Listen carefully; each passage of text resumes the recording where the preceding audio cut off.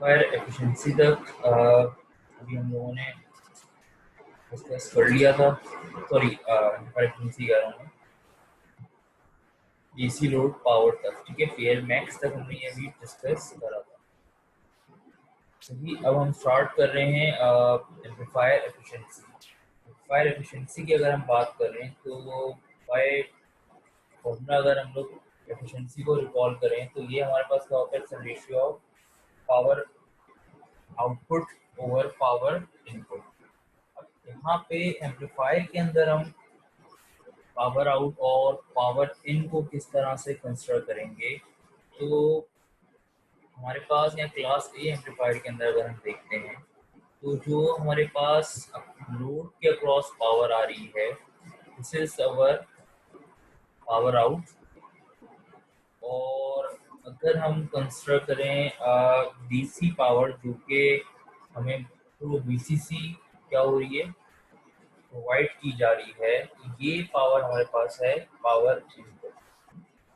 तो एफिशिएंसी का अगर हम फॉर्मूला देखें तो यहाँ पे हमारे पास एफिशिएंसी बराबर होगी P L over P S. This is load power, this is source power, multiply by 100। हम efficiency in term of percentage consider कर रहे हैं। अब इस एग्जाम्पल को हम फोकस करें तो यहाँ पे हमें एफिशिएंसी फाइंड आउट करने को बोला हुआ है और डाटा हमारे पास यहाँ पे अवेलेबल है। तो उसके अंदर हमारे पास peak to peak voltage provided है 5.29 एट 75 ओम। तो वहाँ से हम क्या कर सकते हैं, maximum power across the load find out कर सकते हैं, because the peak to peak हमारे पास नजर आ रहा है 5.29 है और आर एल है 75 ओम। तो across the load maximum power यहाँ से क्या होगी हमारे पास फाइंड आउट हो जाएगी। अच्छा, यही सेम सर्किट हमने एग्जांपल 11.3 में यूज किया था यहाँ पे। और इसी सर्किट के हिसाब से अगर आप देखें प्रीवियसली तो हमने यहाँ पे ये रहा सर्किट, इस एग्जांपल के अंदर भी हमने यही सेम सर्किट यूज करा हुआ था और यहाँ से हमने डीसी पावर निकालने के लिए आईसीसी वगैरह फाइंड आउट करा। तो यहाँ पे इस एग्जांपल के अंदर हम वही डाटा यूज कर रहे हैं बिकॉज हमने ऑलरेडी प्रीवियस एग्जांपल में डीसी और एसी दोनों पावर्स इसी सर्किट की फाइंड आउट करी। ठीक है, डीसी पावर हम लोगों ने जो निकाली थी वो जो स्टार्टिंग में फॉर्मूला हमने डिस्कस करा था उसके थ्रू निकाली थी क्योंकि यहाँ पे 1.6 वोल्ट आ रही थी। और एसी पावर हमने अभी डिस्कस करी है। तो इन दोनों को यूज करते हुए हमारे पास है पी एल मैक्स हमने निकाल लिया 46.6 मिली वॉट। और जो हमारे पास पी एस है सप्लाइड पावर है, यानी कि जो डीसी पावर है, तो वो हमने एक एग्जांपल की थी डीसी पावर वाली, उसमें हमने निकाला था कितना 1.6 वॉट। तो हम वो ये वैल्यू क्या कर सकते हैं यहाँ पे यूज कर सकते हैं टू फाइंड आउट एफिशिएंसी। ठीक है, तो यहाँ से हमें क्या होगा, एफिशिएंसी इजीली फाइंड आउट हो जाएगी using P L over P S to P L है हमारे पास 46.6 मिली वॉट, पी एस है 1.6 वॉट। मैं फिर ये बता दूं कि यहाँ पे हमने जो डाटा यूज किया है लोड पावर का और जो डीसी पावर का, ये हम लोगों ने प्रीवियस एग्जांपल्स में से डाटा निकाला हुआ। ठीक है, मैंने ये अभी कोई फ्रेश एग्जांपल नहीं की है बल्कि प्रीवियस एग्जांपल्स में जो हमने डाटा यूज करा हुआ था हमने यहाँ पे वही डाटा यूज करा। ठीक है, ये देखने 1.6 वॉट हमने निकाला हुआ था, तो हमने ये वही डाटा क्या किया है यूज करते हुए नई वैल्यू निकाली है। ठीक है, जो डीसी पावर थी वो हमने वहां से यूज की और लोड पावर मैक्सिमम उसके लिए डाटा हमारे पास यहाँ पे एग्जाम्पल 11.1 से दिया हुआ था। ये डाटा हमें प्रोवाइडेड होगा एफिशिएंसी फाइंड आउट करने के लिए। इधर सर्किट में मेंशन होगा या फिर अलग से डाटा दिया हुआ। तो यहाँ से हमें क्लास ए एम्पलीफायर की एफिशिएंसी फाइंड आउट हुई विच इज 2.92%। 2.92% हमारे पास क्या आ रही है, एफिशिएंसी आ रही है फॉर क्लास ए एम्पलीफायर। अगर हम क्लास ए एम्पलीफायर को थोड़ा सा रिकॉल करें तो क्लास ए एम्पलीफायर की मैक्सिमम एफिशिएंसी है 25%, मैक्सिमम थ्योरेटिकल एफिशिएंसी है 25%। ये एफिशिएंसी उस 25% से भी बहुत ज़्यादा कम आ रही है। और ये जो हमारे पास यहाँ पे एफिशिएंसी आ रही है, तो अगर हम इसको देखते हैं क्योंकि 25% की हमारे पास मैक्सिमम थ्योरेटिकल वैल्यू दी भी है, ठीक है, ऑल्दो ये उस रेंज के अंदर तो है, बट स्टिल ये एफिशिएंसी क्या है, बहुत ज़्यादा कम है। अच्छा, ये हमारे पास एम्पलीफायर एफिशिएंसी की कंडीशन थी, इसकी एक ही एग्जाम्पल, ठीक है। ये हमारे पास क्लास ए एम्पलीफायर यहाँ पे कंप्लीट होता है। इसके अंदर हमने डीसी पावर डिस्कस की, पहले एम्पलीफायर डीसी पावर, उसके बाद load power, AC load power हमने डिस्कस की, एंड देन फिर हमने यहाँ पे एम्पलीफायर एफिशिएंसी डिस्कस करी। अब हम नेक्स्ट क्लास के ऊपर जाते हैं which is class B amplifier.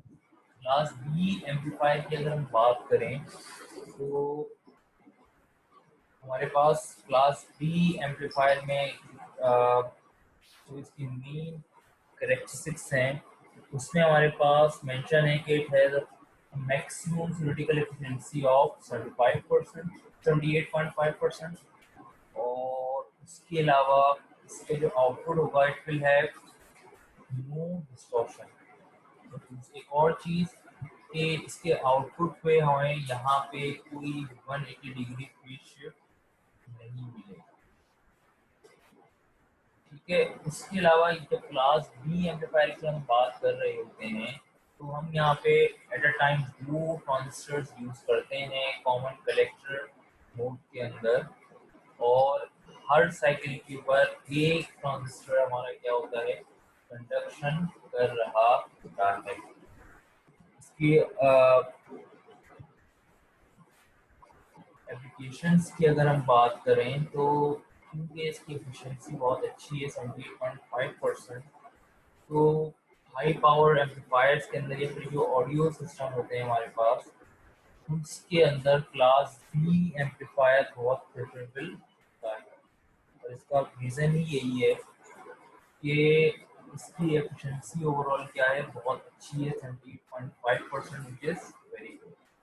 अब इसकी सर्किट देख लेते हैं कि इसका जो सर्किट है, सर्किट डायग्राम, उसमें क्या क्या चीज़ें हमारे पास इंक्लूडेड। ये हमारे पास क्लास बी एम्पलीफायर की सर्किट डायग्राम है, और इसके अंदर हम यहाँ देख सकते हैं कि दो ट्रांजिस्टर कॉमन कलेक्टर मोड के अंदर कनेक्टेड हैं। ये हमारे पास आउटपुट हम यहाँ पे जो ले रहे हैं वो ले रहे हैं इमीटर से, तो दोनों ट्रांजिस्टर के जो इमीटर है उससे क्या हो रहा है, हमारे पास यहाँ पे आउटपुट ड्राइव होगा। इसके अलावा एक ट्रांजिस्टर हमारे पास यहाँ एमपीएन यूज हो रहा है और दूसरा ट्रांजिस्टर हमारे पास यूज हो रहा है पीएन।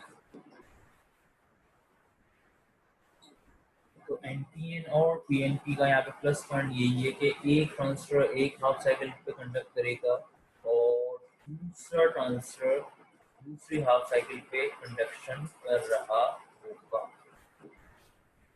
यहाँ पे अब अगर हम देखेंगे करंट की बात करते हैं तो बीसीसी हम यहाँ से सप्लाई दे रहे होंगे तो करंट हमारे पास दो एरिया में क्या होगा, डिवाइड, एंड देन फिर यहाँ से फर्दर हमारे पास क्या होगा, इन पॉइंट्स पे डिस्ट्रीब्यूट होगा। अच्छा, क्लास बी एम्पलीफायर की अगर हम बात करें तो इसको हम लोग कॉम्प्लीमेंट्री सिमेट्री एम्पलीफायर का भी नाम दे सकते हैं, या फिर कॉमन इसके लिए नाम यूज होता है, वो होता है push pull meter follower. Push pull meter follower इस वजह से भी कहते हैं बिकॉज हम एक पॉइंट से दूसरे पॉइंट यहाँ पे क्या हो रहा होता है, करंट हमारा ड्राइव किया जा रहा होता है, यानी कि from first transistor to second. यहाँ से इसकी वजह से क्या होता है, हमारे पास लोड के अक्रॉस करंट डिलीवर हो जाता है। अच्छा, common sorry class B amplifier की जब हम बात करते हैं तो यहाँ पे जो केसेस हैं इसमें एक चीज मेंशन है कि भाई it will have no distortion, but यहाँ जब डिस्टॉर्शन की बात हुई है, एक तो नॉर्मल डिस्टॉर्शन होती है जो वेव शेप खराब करती है, उसके अलावा we have got another type of distortion जिसको कहते हैं कि cross over distortion. Cross over distortion actually क्या होती है, तो इसकी अगर हम बात करें तो अब जब यहाँ पे सप्लाई हमने दे दी इसको, ठीक है, अब क्या होगा जब बेस से यहाँ पे कुछ इनपुट आएगा तो फर्स्ट ट्रांजिस्टर क्या होगा, ऑन होगा। अब जब जैसे ही ये वेव फॉर्म जीरो क्रॉसिंग को रीच कर रही होगी तो ये ट्रांजिस्टर क्या हो जाएगा, ऑफ हो जाएगा। अब एट द सेम टाइम इस ट्रांजिस्टर को फौरन ऑन होना जरूरी है, बट क्या होगा कि इसको जो सिग्नल है इसको ट्रेवल होते होते जब तक ये ट्रांजिस्टर स्विच होगा तो हमारे पास एक डिले प्रोड्यूस हो जाएगा वेव शेप के अंदर। डिले क्या है वो मैं बता देता हूँ। ये हमारे पास एक सिग्नल है, ठीक है, जो कि हम इनपुट साइड से दे रहे हैं। अब यहाँ पे क्या होता है कि ये जो हमारे पास पार्ट है ये एक्चुअली वो पार्ट है जो कि ट्रांसफर के क्रॉस आगे आउटपुट पे आ रहा होता है आफ्टर गेटिंग वीबी ड्रॉप। उनके जो वीबी वोल्टेज होता है 0.7 का, वो ड्रॉप होने के बाद क्या होता है, एक्चुअल सिग्नल में से 0.7 माइनस कर दें तो ये जो अब सिग्नल सारा आ रहा है, जो ब्लूइश उसमें फील्ड हुआ हुआ आ रहा है, ये एक्चुअली क्या होता है, ये आपका ट्रेवल कर रहा होता है। तो अब यहाँ पे क्या होगा कि जब ट्रांसफर कंडक्शन में आ रहा है क्योंकि उसको क्या करना होता है, 0.7 से अपने आप को एक्सीड करना होता है, तभी वो क्या करता है, वो आगे कंप्लीट ट्रांसफर को ऑन कराता है। तो उस कंडीशन के अंदर हमारे पास सिनेरियो एक ऐसा आ जाता है कि फर्स्ट ट्रांजिस्टर ऑफ हो रहा है, at that point second transistor को जो है क्या होना है, must turn on from here. But होता क्या है कि यहाँ पे हमारे पास क्योंकि उसको एक वोल्टेज ड्रॉप मेंटेन करना जरूरी होगा सेकंड ट्रांजिस्टर को ऑन होने से पहले, तो वो जब तक उस ड्रॉप प्रोड्यूस नहीं होता 0.7 का, तो क्या करता है, ट्रांजिस्टर अपने आप को ऑन नहीं करता, जिसकी वजह से हमारे पास ये एक गैप प्रोड्यूस हो जाता है। और इस गैप की वजह से क्या होता है, जो आउटपुट की हम बात करें तो उधर हमारे पास Q1 और Q2 के बिटवीन क्या हो जाते हैं, कंडक्शन गैप आ जाता है, जिसको हम क्रॉस ओवर डिस्टॉर्शन का नाम देते हैं। ये जो शेडेड एरियाज हैं ये कंडक्टिव एरिया आ रहा है, लेकिन इन बिटवीन अगर आप देखें जो गैप आ रहा है, इसको हम लोग क्रॉस ओवर डिस्टॉर्शन का नाम दे रहे हैं, ठीक है।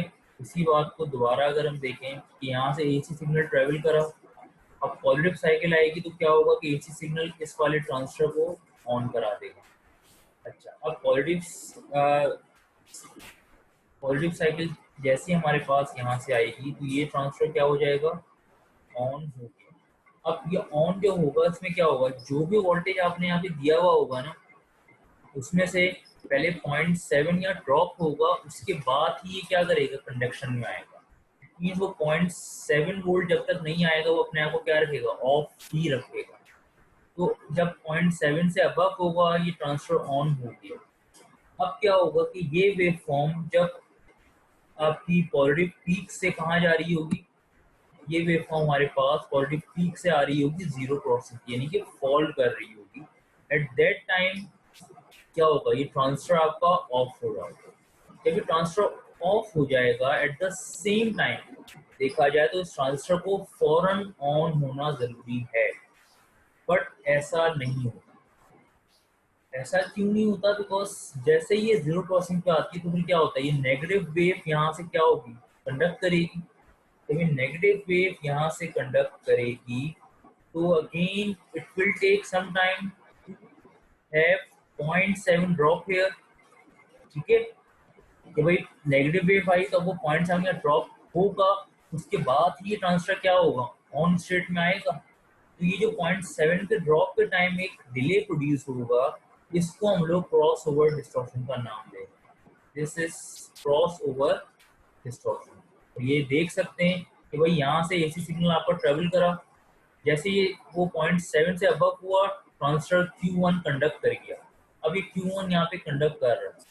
ठीक है, अब जैसे ही क्या होगा, 0.7 से नीचे जाएगा तो ये Q1 में क्या होगा, कंडक्शन ऑफ हो जाएगी। But at that time Q2 on नहीं हुआ होगा। Q2 कब ऑन होगा, जब ये कंप्लीटली हमारे पास क्या होगा, ये हमारे पास एक जीरो क्रॉसिंग को पास कर देगा। जीरो क्रॉसिंग से पास होगा, देन अपनी जो 0.7 वोल्ट वाली जो ब्रेक डाउन है उसको क्या करेगा, ये नेगेटिव में क्रॉस करेगा। जैसे ही उसको क्रॉस करेगा तब हमारे पास क्या होगा, सेकंड ट्रांजिस्टर जो कि Q2 है वो ऑन होगा। अब इस दौरान हमारे पास क्या हो जाएगा, कंडक्शन गैप आ जाएगा। तो इसको हम लोग यहाँ पे क्रॉस ओवर डिस्टॉर्शन का नाम दे रहे हैं। कि भाई मैं ये कहता हूँ, लेट्स से मेरे पास यहाँ पे जो वी आर एम एस है वो है 10 वोल्ट। अब इस वेव को देखें तो 10 वोल्ट तो यहाँ पे आएगा ना, ये स्टार्ट होगा जीरो से, 0, 0.1 2 3 4 5 0.7 0.8, जैसे 0.7 से अबव होगा ये Q1 क्या हो जाएगा, ऑन हो जाएगा। अब ये क्या हो गया, अभी यहाँ से 0.7 से 1 2 3 4 इस तरह 10 गया। अब 10 से क्या होगा, वापस फॉल करेगा। तो फॉल करते करते 5 4 3 2 1 0.9 0.8, जैसे ही 0.7 पे आएगा अब क्या हो जाएगा, अब ये ट्रांजिस्टर ऑफ हो जाएगा। अब ये ट्रांजिस्टर यहाँ पे क्या हो गया, ऑफ हो गया। सेकंड ट्रांजिस्टर अभी तक ऑन नहीं है। ये कब होगा ऑन, कि भाई ये अब क्या करेगा, ये नेगेटिव में वेव फॉर्म जाएगी। ये नेगेटिव में आई, यहाँ पे आई, जीरो हो गई वेव।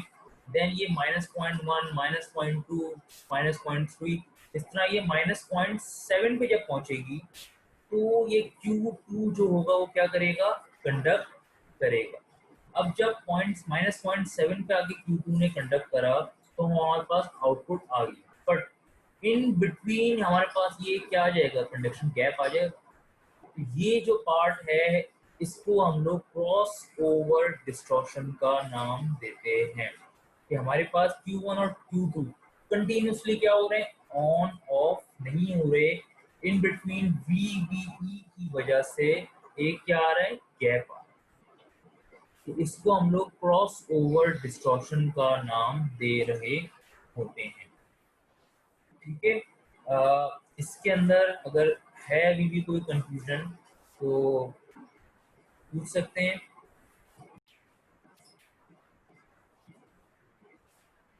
देन यहाँ पे हम क्लास ए बी एम्पलीफायर अब देख लेते हैं। क्लास बी एम्पलीफायर का जो हमने सर्किट देखा था, ठीक है, class A B amplifier actually उसी से ड्राइव होके आ रहा है। उसको हम लोग डायोड बायस्ड एम्पलीफायर का भी नाम दे रहे होते हैं। बिकॉज यहाँ पे अगर हम देखें तो इंस्टेड ऑफ यूजिंग R2 जो कि हम क्लास बी एम्पलीफायर में यूज कर रहे थे, we are using two diodes D1 and D2। ठीक है, और इन दोनों ट्रांजिस्टर की जो रेटिंग है वो सेम वही है जो कि Q1 और Q2 की होगी। यानी कि Q1 और Q2 की अगर हम बात करें तो इन दोनों के ऊपर 0.7 का ड्रॉप क्या होता है, ज़रूरी होता है। तो यहाँ पे भी हमारे पास इन दोनों की अगर हम डायोड्स की बात करें तो इन दोनों के ऊपर भी 0.7 ड्रॉप होना लाजमी होगा। यहाँ पे इसी सर्किट को थोड़ा सा एक्सप्लेन करके दिया हुआ है कि अगर हम यहाँ सप्लाईज को दे देते हैं diode by circuit 12 volt rate से, हमने यहाँ पे क्या कर दी, सप्लाई प्रोवाइड कर दी। अब क्या होगा कि ये जो सप्लाई है ये हमारे पास इस एंड पे भी ट्रेवल करेगी और यहाँ पे भी हमारे पास क्या हो रहा होगा, ये सप्लाई ट्रेवल कर रही। अच्छा, अब ये सप्लाई अगर सॉरी सप्लाई की अगर हम बात करें तो एक चीज़ तो बहुत क्लियर है कि भाई इस पॉइंट पे अगर हम आएंगे तो यहाँ पे 1.4 वोल्ट तो यहाँ पे ड्रॉप होना लाजमी है। सही। इट मीन्स के अगर मैं यहाँ पे कहता हूँ कि 12 वोल्ट सप्लाई यहाँ से ट्रेवल करी, ठीक है, R1 के अक्रॉस अगर क्या हो रहा है, इस पॉइंट पे अगर हम आते हैं यहाँ पे अगर 6.7 वोल्ट आ रहा है VB और Q1, तो फर्दर जब ये नीचे जाएगा इस पॉइंट पे आएगा तो हमें क्या करना पड़ेगा, 6.7 में से माइनस करना पड़ेगा 1.4, रिमेनिंग वोल्टेज फिर सेकंड ट्रांजिस्टर के बेस पे मिलेगा विच इज 5.3। ये इस तरह से कुछ क्या होगा हमारे पास वर्क कर रहा होगा। और रही बात आउटपुट की, तो यहाँ पे हमारे पास ये 6 वोल्ट आ रहा होगा, ये भी एक ड्राइव फॉर्म है, बस सिर्फ यहाँ पे मेन जो कंसर्न था वो था कि D1 एंड D2 के अक्रॉस 1.4 वोल्ट किस तरह आएगा, या इसकी वजह से क्या इफेक्ट हमारे पास यहाँ आ रहा होगा वो बता। यहाँ देख सकते हैं इन दोनों की वजह से हमारे पास क्या होगा, कांस्टेंट ड्रॉप होगा 1.4 वोल्ट। ये हमारे पास कहलाता है क्लास ए बी एम्पलीफायर, और इसको हम लोग डायोड बायस्ड का नाम दे रहे होते हैं।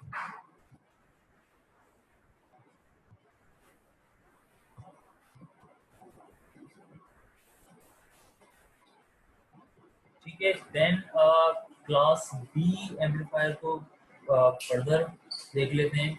ये सिर्फ पार्ट बताने का मकसद ये था कि क्लास बी एम्पलीफायर है, इसको हम लोग यहाँ पे क्लास ए पी एम्पलीफायर का जब नाम दे रहे होते हैं तो ये डायोड बायस्ड एम्पलीफायर होता है, उसमें सिर्फ एक ये डिफरेंस आता है, और उनके ये वैल्यू हमारे पास कांस्टेंट है।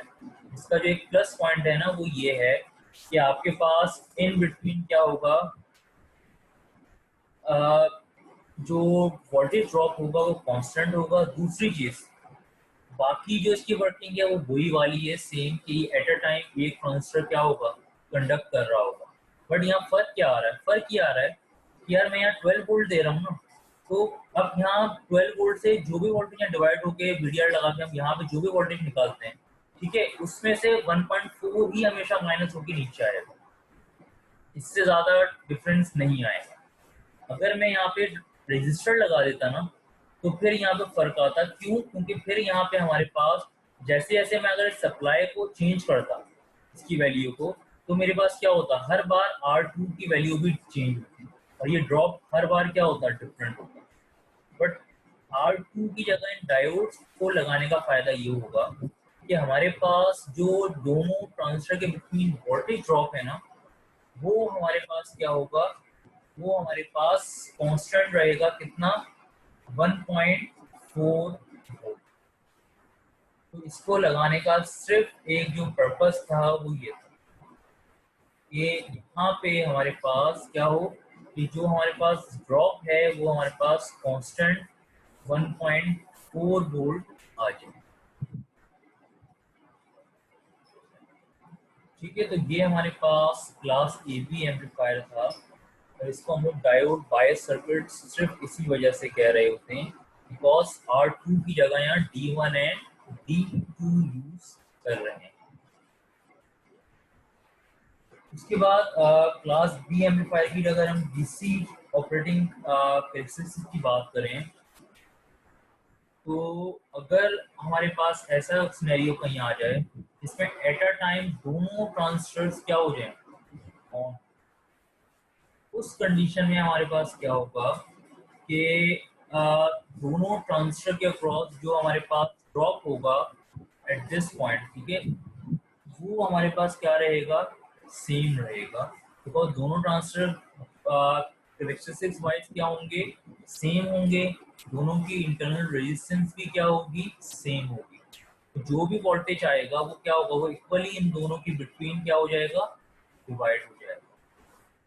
उसके अलावा एट अ टाइम दो ट्रांजिस्टर जब कंडक्ट कर रहे होंगे तो जो हमारे पास यहाँ पे कलेक्टर करंट है वो हमारे पास क्या होगा, बहुत हाई आ रहा होगा, बिकॉज यहाँ पे सबसे पहली बात कोई रजिस्टर कनेक्टेड नहीं है, ठीक है, एट एनी पॉइंट, ना इधर कलेक्टर पे है ना इधर आ रहा है, जिसकी वजह से हमारे पास यहाँ पे क्या होगा, मैक्सिमम करंट फ्लो करेगा when both transistors are short circuit. दोनों ट्रांजिस्टर ऑन है, ये एक शॉर्ट सर्किट की तरह बिहेव करेगा, तो यहाँ पे हमारे पास VCC के रेफरेंस से मैक्सिमम करंट फ्लो कर रहा होगा। और इसको अगर हमें लिमिट करना है तो उसके लिए हमें क्या करना पड़ेगा, we have to connect transistors across. अब इस सिनेरियो में अगर मैं बात करूं DC लोड लाइन की,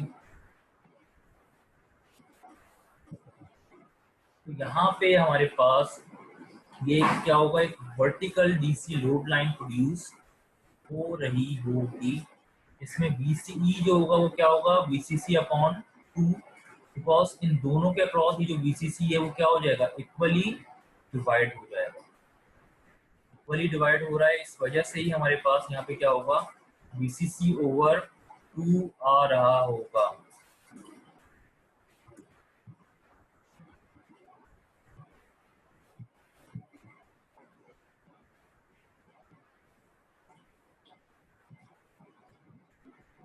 ठीक है, तो VC जो हमारे पास है हाफ ऑफ VCC, इसी वजह से आएगा कि दोनों ट्रांजिस्टर्स पे वोल्टेज क्या हो जाएगा, इक्वली डिवाइड हो जाएगा। इसके अलावा अगर मैं Q पॉइंट कलेक्टर करंट की बात करूंगा, तो वो मेरे पास यहाँ पे 0 होगा। रीजन ये है कि हमारे पास यहाँ पे अगर देखा जाए तो एक शॉर्ट पाथ की वजह से यहाँ पे क्या होगा, मैक्सिमम करंट फ्लो कर रहा होगा। ठीक है, तो ये हमारे पास क्लास B एम्पलीफायर की DC लोड लाइन थी। ठीक है, मैं भी यहाँ पे इस सेशन को यहीं तक लिमिट कर रहा हूँ। ठीक है, इसमें अगर कोई क्वेश्चन है तो वो फिर पूछने मुझसे।